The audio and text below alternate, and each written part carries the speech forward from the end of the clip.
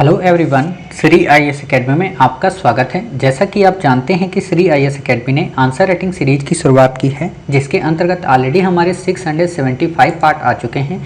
ये हमारा पार्ट 676 है। इस पार्ट में हम देखेंगे कि आपके द्वारा हमारे टेलीग्राम चैनल पर किस प्रकार का प्रश्न लिखकर भेजा गया, उसे आपने किस तरीके से लिखा और वास्तव में उसमें आपको किन किन बिंदुओं को ऐड करने की आवश्यकता है। तो चलिए शुरू करते हैं। जैसा कि आप देख रहे हैं, ये प्रश्न आपके द्वारा हमारे टेलीग्राम चैनल पर भेजा गया है। तो सबसे पहले हम आपके इस प्रश्न को पढ़ेंगे, आपके आंसर को देखेंगे और देखेंगे कि इसमें किन किन बिंदुओं को ऐड करने की आवश्यकता है। काफ़ी अच्छा प्रश्न है। भारत की स्वतंत्रता के पश्चात विभिन्न आकांक्षाओं की पूर्ति हेतु होने वाले जन आंदोलनों की संक्षिप्त व्याख्या कीजिए। इन आंदोलनों ने अपने लक्ष्यों की प्राप्ति हेतु कहाँ तक सफलता प्राप्त की है, इसका विश्लेषण कीजिए। आपने उत्तर लिखा है कि 15 अगस्त 1947 की स्वतंत्रता जहाँ हर तरफ हर्षोल्लास भरी भोर थी, तो वहीं देश के सामने कई सारी विकट परिस्थितियां हिलोरे ले रही थीं। संविधान निर्माताओं के अथक प्रयासों के बावजूद भी कई ऐसे मुद्दे थे जो देश की बड़े जन समुदायों को देश के बड़े ठीक है जन समुदायों को खुश न कर सकी, और इसी के चलते हमारे सामने कुछ आंदोलन उभर कर आए। जैसे यहाँ पे आपने बताया है चिपको आंदोलन, जेपी आंदोलन, जंगल बचाओ आंदोलन, नर्मदा बचाओ आंदोलन, संविधान बचाओ आंदोलन, महिला सशक्तिकरण हेतु सेवा मूवमेंट, जन लोकपाल बिल, एंटी करप्शन आंदोलन और निर्भया आंदोलन। ठीक है, फिर आपने इसको लिखा है यहाँ पे कि चिपको आंदोलन में चांदनी प्रसाद भट्ट और सुंदरलाल बहुगुणा की अगुवाई ने देश में जंगल को बचाने के प्रति समर्पण की भावना को पैदा करने में काफ़ी अहम भूमिका निभाई। तो वहीं सेवा मूवमेंट के माध्यम से इला भट्ट ने महिलाओं के सशक्तिकरण पर सभी का ध्यान आकर्षित किया, जो कि महिला आंदोलनों में सबसे प्रमुख आंदोलन माना जाता है। अन्ना हजारे के अथक प्रयासों के बदौलत ही लोकपाल व लोकायुक्त जैसी संस्थाएं निकल कर आई। हालांकि इन सभी आंदोलनों ने न सिर्फ देश की जनता बल्कि वैश्विक स्तर पर भी लोगों का ध्यान आकर्षित किया, जिसके परिणाम स्वरूप इच्छा शक्ति की अपेक्षा अनुसार न होने के कारण सीमित ही रहे। और वर्तमान में हमें उसी प्रकार की समस्याएं देखने को मिलती हैं जैसे कि इन आंदोलनों की पृष्ठभूमि थी। जैसे विकास के नाम पर, विकास ऐसे नहीं लिखना है, मोदी जी नाराज हो जाएंगे, विकास ऐसे लिखना है, के नाम पर वनों का अंधाधुंध कटाव, भ्रष्टाचार, बलात्कार जैसी बढ़ती घटनाएं तथा प्रदूषित होती नदियां आदि हमें फिर से एक व्यापक आंदोलन तथा जन जागरूकता की गुहार लगाती दिख रही हैं। अपने अस्तित्व को बचाने है तो आवश्यकता है शिक्षित वर्ग की नेतृत्वकारी भूमिका की आवश्यकता, 2 बार रिपीट हो गया, नेतृत्वकारी भूमिका की आवश्यकता है। अकादमिक ज्ञान को जमीन पर उतारने की, तभी हम और हमारा पर्यावरण, समाज और राष्ट्र अस्तित्व में बना रह सकेगा। देखो, इस प्रश्न में सबसे बड़ा एंगल मिस है। मतलब आपने क्या किया ना, यहाँ पे केवल प्रश्न के एक पार्ट को बताया है, संक्षिप्त व्याख्या कीजिए। आपने केवल आंदोलनों की व्याख्या कर दी है। इन आंदोलनों के लक्ष्य कहाँ तक सफल हो पाए हैं, इसको आपको ज़्यादा विश्लेषित करना है। वास्तव में ये जो प्रश्न है ना, अगर इस प्रश्न को मैं कहूँ 250 शब्दों में अगर आपको लिखना है, तो इस प्रश्न में 100 शब्द केवल ऊपर वाले में जाएंगे। ठीक है, सेकेंड पार्ट में आपके 150 वर्ड आएंगे जो एनालिट करेंगे इस चीज़ को। ठीक है, तब आपका ये उत्तर बेहतरीन होगा। अब बात क्या होती है कि जब भी हम ऐसे प्रश्न लिखते हैं ना, तो हमारे पास कंटेंट बहुत होता है। उस कंटेंट को क्रिएटिव बनाने के लिए हमें बहुत सारी चीज़ें छोड़नी पड़ती हैं।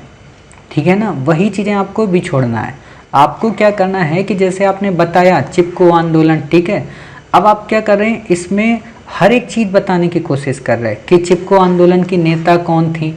आपसे ये तो नहीं पूछा ना कि चिपको आंदोलन के लीडर कौन थे, चिपको आंदोलन का पर्पज क्या था, ये आपसे पूछा है। और वो अपने उस पर्पज में कहाँ तक सफल हो पाया, ये आपसे पूछा है।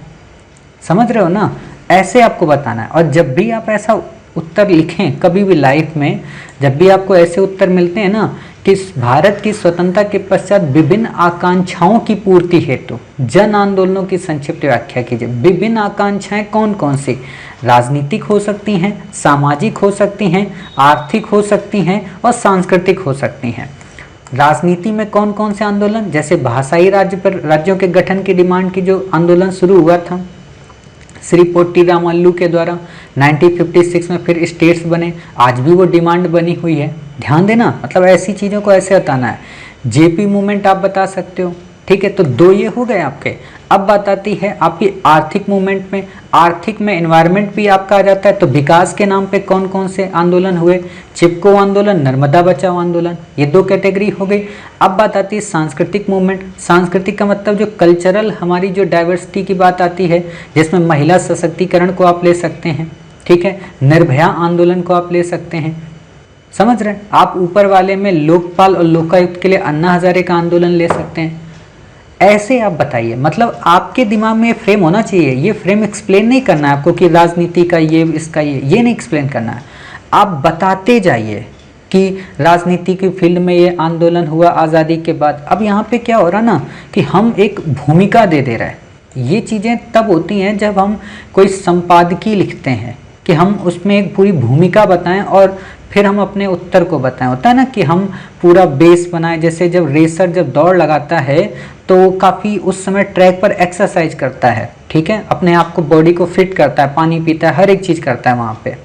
वो आपको एग्ज़ाम इसमें नहीं करना है क्योंकि आपके पास टाइम बहुत कम है। उस टाइम कम में, वर्ड लिमिट कम में आपको डायरेक्ट हिट करना है आंसर को। डायरेक्ट हिट मतलब कैसे? आप सिंपल सा बता देंगे, भारत की 1947 में देश की आज़ादी के बाद से ही कई सारे आंदोलन, चाहे राजनीतिक हो, सामाजिक हो, आर्थिक हो या सांस्कृतिक, उनकी शुरुआत हो गई थी। चाहे वो, अब इसमें आप बताइए कि राजनीतिक आंदोलन की अगर हम बात करें तो भाषाई आधार पर राज्यों के गठन की मांग की शुरुआत हुई थी। तो वहीं पे जेपी मूवमेंट ने भी राजनीति को प्रभावित करने का प्रयत्न किया लोकतंत्र के संदर्भ में। साथ ही जब हम पर्यावरण के क्षेत्र में देखते हैं तो कई विकास कार्यक्रमों को रोकने के लिए, विकास की गतिविधियों को बाधित करने के लिए चिपको आंदोलन और नर्मदा बचाओ आंदोलन की शुरुआत हुई, ठीक है। महिलाओं के लिए निर्भया आंदोलन, तो सेवा मूवमेंट की शुरुआत हुई, ठीक है। फिर आप बताइए इसमें कि अन्ना हजारे का मूवमेंट किस तरीके से। और जब आप इतना बता दें, ये जब आप बताएंगे ना, तो ये मैक्सिमम मेरे हिसाब से 60 वर्ड में आपका आ जाएगा, 60 से 70 वर्ड, 100 मान लीजिए, इससे ज़्यादा नहीं आपका आएगा, ठीक है। अब यहाँ पे दिक्कत क्या हो रही ना कि हम डेटेड सब लिख दे रहे हैं, सब कुछ नहीं लिखना है हमें यहाँ पे। डेटेड प्रीलिम का एग्जाम नहीं है, पीटी का एग्जाम नहीं, यूपीएससी कहता है कि आपको डेट नहीं पता हो, कोई बात नहीं, कोई दिक्कत नहीं है, आपको थिंकिंग बताओ, क्योंकि आपको इस पर पीएचडी वो नहीं कराना चाहता। वो आपसे ये पूछता है कि आपको 10 आंदोलन आज़ादी के बाद के पता हैं? हाँ पता है, बस, और नहीं चाहिए कुछ। अब जब आपने ये बताया ये आंदोलन कि ये आंदोलन है, तो आप बताइए कि क्या निर्भया आंदोलन अपनी सफलता प्राप्त कर चुका? क्या देश में रेप की घटनाएं रुक गई? चिपको आंदोलन क्या एनवायरनमेंट के संदर्भ में सक्सेस हो पाया? क्या आज एनवायरनमेंट उतना डिग्रेड नहीं हो रहा?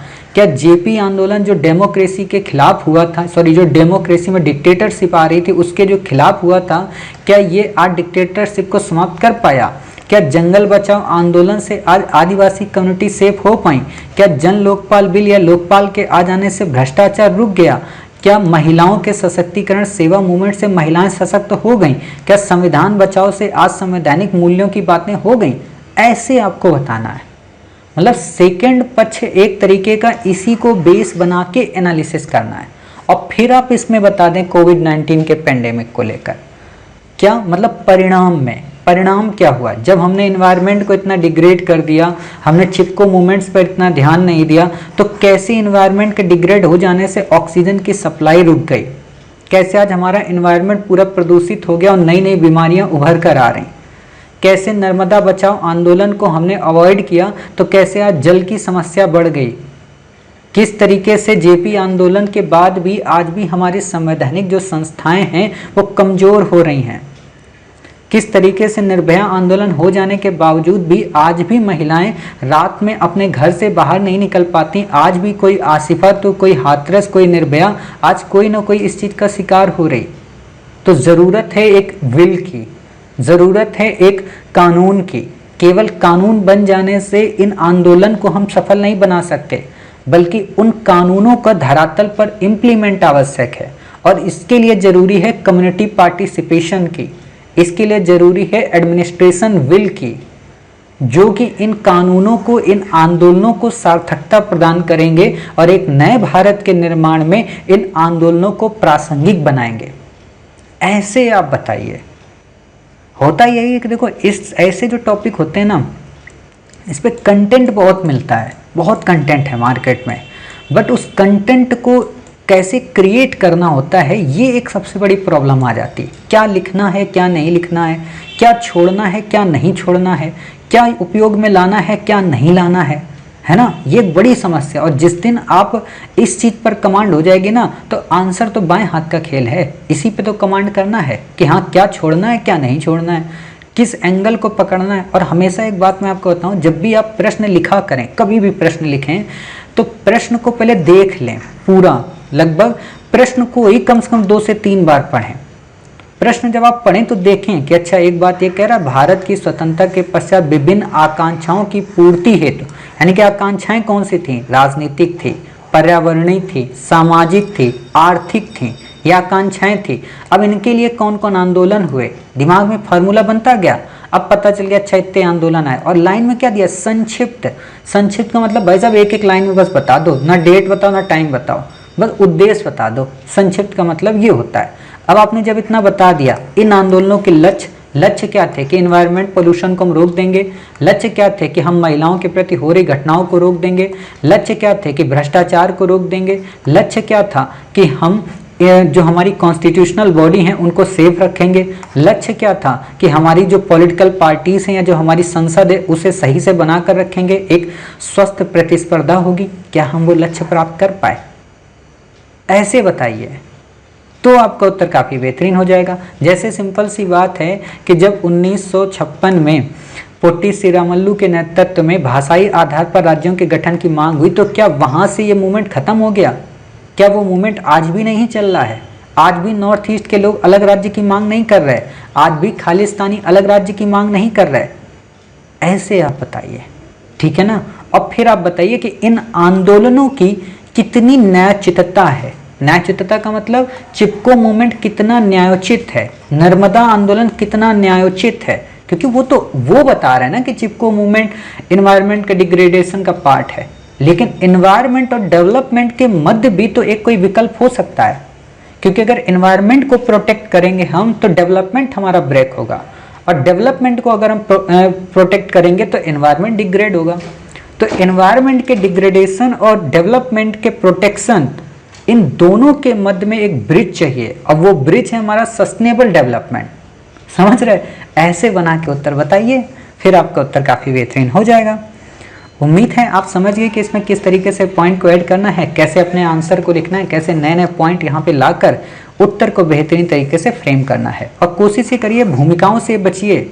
ये अब स्कूलिंग लाइफ हटाइए थोड़ा सा, मतलब स्कूलिंग लाइफ, यूनिवर्सिटी लाइफ, या जैसे आंसर नॉर्मल लिखे जाते हैं स्टेट पीसीएस वगैरह में, स्टेट पीसीएस में ये अपॉर्चुनिटी होती है कि आप वहाँ पे भूमिका को बताएं, बट यूपीएससी कहती है कि आपका जो आंसर हो वो डायरेक्ट हो, कॉम्प्रीहेंड हो, और उसमें जो लैंग्वेज हो वो काफ़ी बेहतरीन हो। उसकी बुकलेट में है, हम बताएंगे कभी 1-2 दिन में, हम जरूर यूपीएससी की बुकलेट पे 1-2 क्लासेस लेंगे ताकि आप लोगों की जितनी भी प्रॉब्लम्स हैं वो सॉल्व हो सकें। ठीक है, उम्मीद है आप समझ गए। मिलते हैं आप ही की द्वारा भेजे गए एक नए आंसर के साथ। तब तक अपना ख्याल रखिए और स्वस्थ रहिए।